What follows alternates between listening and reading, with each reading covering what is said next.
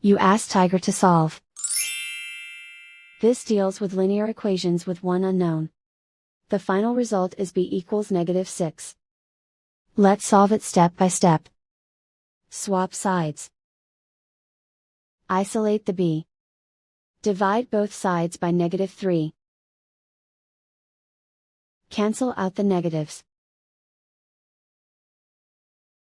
Simplify the fraction. Move the negative sign from the denominator to the numerator.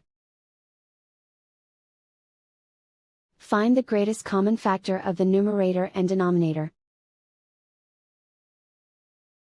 Factor out and cancel the greatest common factor. And so the final result is b equals -6.